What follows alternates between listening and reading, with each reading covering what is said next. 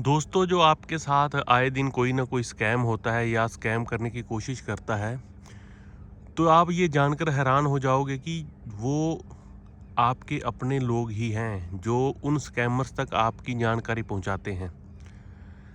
और बिहार में या झारखंड के जंगलों में बैठे हुए लोगों के पास आपकी कोई कुंडली नहीं है कि वो वहाँ से आपको हूबहू सारी जानकारी आपको दें और आप उनके जाल में फंस जाएं।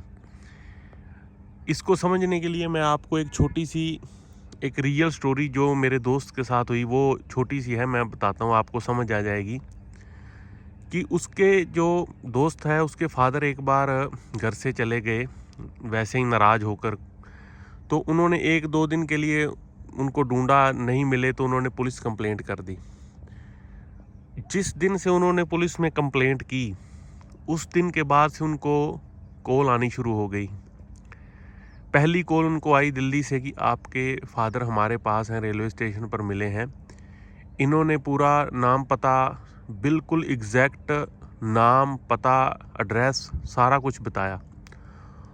और जब आपको कोई आपका मिसिंग हो और आपको फ़ोन आ जाए कि बिल्कुल एग्जैक्ट वो नाम पता सब कुछ बता दे, तो आपका माइंड उस टाइम स्कैम की तरफ नहीं जाता, आपका माइंड सीधा उस तरफ जाता है कि हमारा आदमी है तो कहीं ना कहीं हमको जल्दी से जल्दी मिले।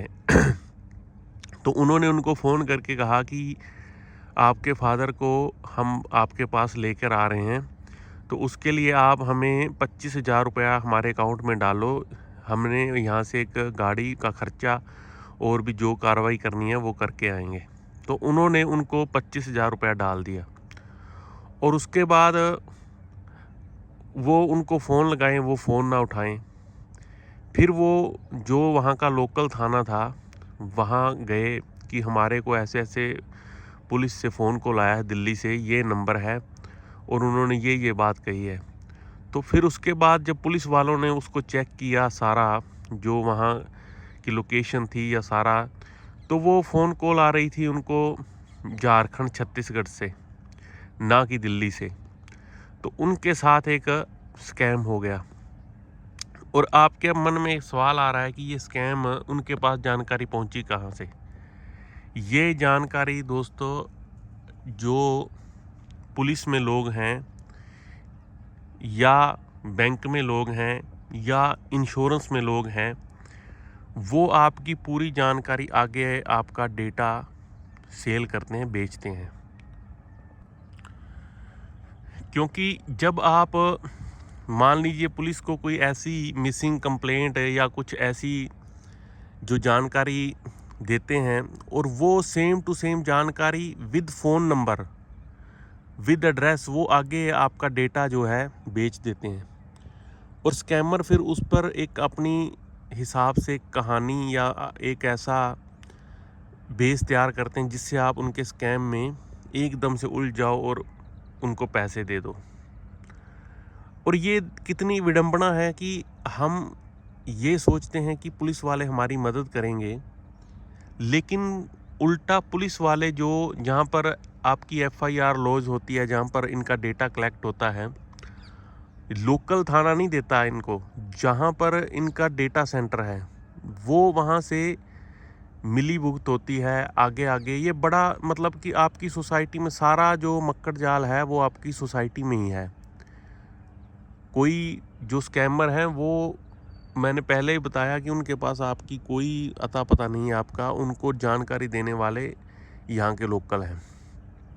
वैसे ही इंश्योरेंस वाले, अगर आपने कोई इंश्योरेंस करवाया है या आपका इंश्योरेंस बंद हो गया है, तो वो बिल्कुल एग्जैक्ट वही आपको चीज़ बताएंगे जो आपको पहले से पता है कि हमारे साथ ऐसा है। तो आप 100 में से 50 लोग उसमें फंस जाते हैं, यही स्कैमर्स करते हैं। और उसके बाद जो गाड़ी का आपने लोन करवाया है वो लोन वाले, या आपका बैंक है, मतलब कि जितना भी डेटा है आपका वो सारा आगे बिकता है और उनको ख़रीदते हैं स्कैमर्स। और उनके बीच में जो बिचौलिए होते हैं, आगे आगे आगे इनकी कमीशन होती है।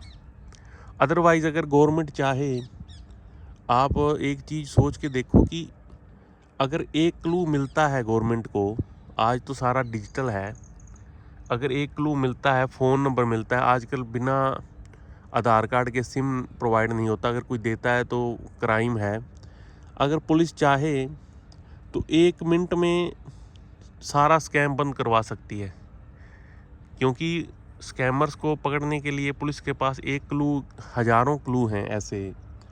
बैंक की डिटेल्स होती हैं, फिर उनके पास डिजिटल जो मतलब कि उन जो स्कैमर्स हैं उनके पास तो एक छोटा सा डिजिटल सॉफ्टवेयर प्लेटफॉर्म है, लेकिन जो हमारे पुलिस है, साइबर क्राइम है, उनके पास तो ऐसे ऐसे सॉफ्टवेयर हैं, ऐसे ऐसे इंजीनियर हैं जो 1 मिनट में सारा कुछ उनको उनकी कुंडली बता सकते हैं।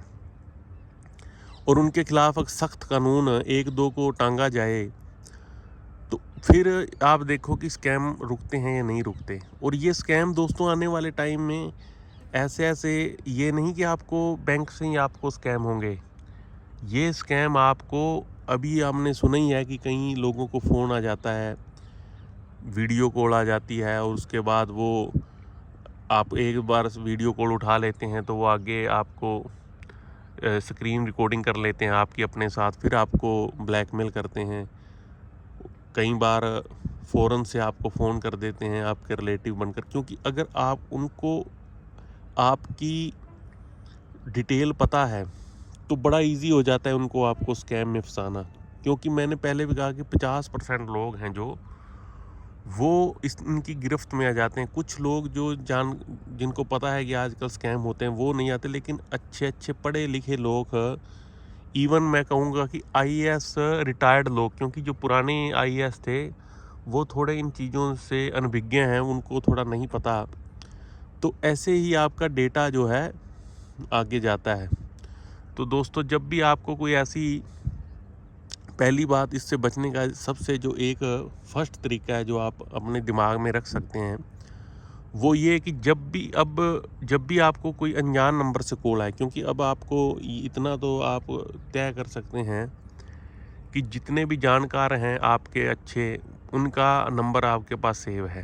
पहली बात तो ये कि जो नंबर आपके पास सेव नहीं, वो आते ही अगर आपको ऐसी कोई डिटेल या कोई ऐसी चीज़ बताए तो आपको उससे सतर्क होने की ज़रूरत है। उसके बाद आप उसको ठंडे दिमाग से सोचिए कि क्या ये चीज़ ऐसे हो सकती है, या जो आपके दूसरे और फ़ोन नंबर हैं उन पर कॉल करके आप कंफर्म कर लीजिए। तो तरीके बहुत हैं इनसे बचने के। और जो सरकार है वो तो नीचे पूरा सिस्टम ही मिला हुआ है, ऊपर तक मिशन जाती है। तो आप अपने जो विचार हैं वो एक बार ज़रूर बताएं, अगर किसी के साथ ऐसा कुछ स्कैम हुआ है या किसी के साथ पास कोई ऐसा तरीका है बचने का, तो फिर हम फर्दर इस पर एक डिस्कस करेंगे। नमस्कार दोस्तों।